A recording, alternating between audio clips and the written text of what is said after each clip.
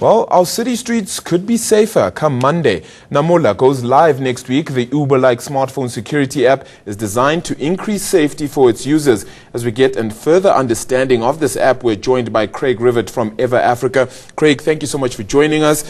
An interesting one indeed, but how exactly does this app work? What does it do exactly? Well, thank you for having me here. So we're launching this app as a pilot. It goes live on Monday at 12 o'clock.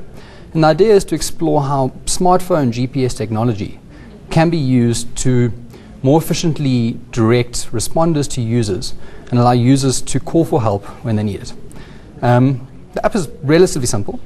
So you're in trouble, or as importantly, you see someone else in trouble and you're not really sure what to do. You have a panic button, you press it. It sends an alert to your nearest Tshwane Metro Police responders. The first responder who's available clicks accept on a smartphone mounted on their dashboards, and they direct it out to you.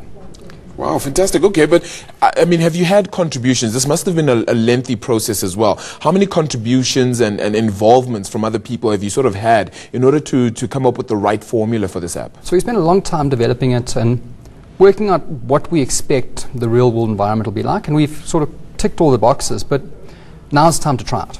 So we're taking a relatively standard system, sort of the core functionality is you can call for help, and we're testing it in Monument Park in the city of Tshwane to see how we can improve on it in the future and then roll it out throughout the country. Funding must have been difficult perhaps for this as well. Did it take, the process, how long did it take for you guys to develop the app? And as well for funding, was that difficult to get a hold of? So we funded internally because we think there's something big out of this.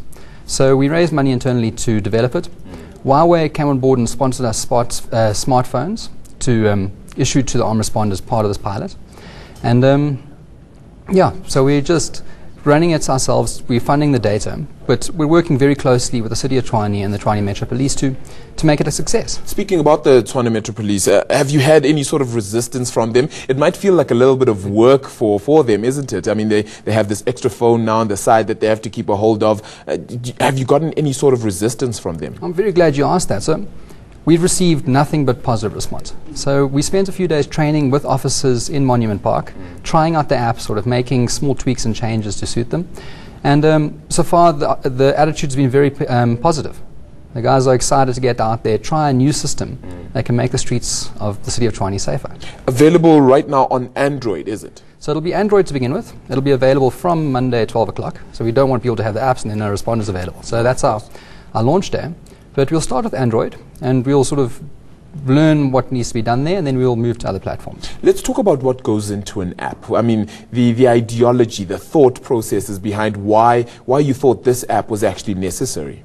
So it came out of discussions we had the other day, a few months ago, where we realized that, you're sitting at home and something happens. You've got to phone the right number. And I wasn't too sure who I needed to phone, who the most efficient person to get hold of if I'm in trouble. Or if you're standing on the side of the road and you see someone else getting attacked or harassed and you're not really sure if you should get involved yourself. It doesn't always help.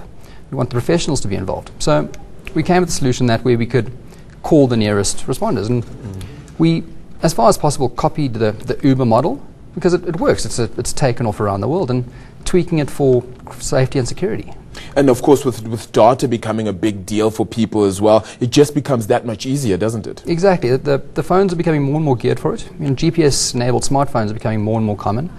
And you get these incredible lower end of the range phones that have this amazing functionality.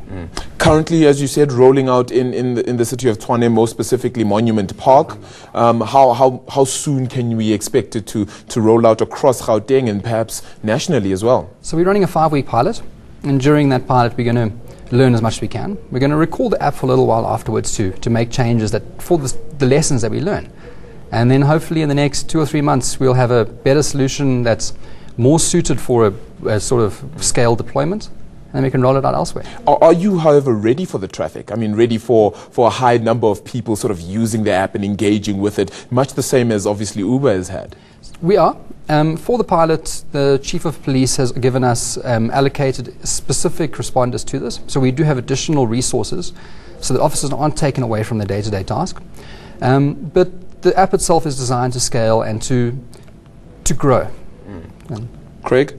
really great app. I look forward to using it in future. Thank you so much for joining us. That was Craig Rivett from Ever Africa, of course, joining us with regards to the new Namola app, which is aimed at helping your safety. Let's move further abroad now. The U.S.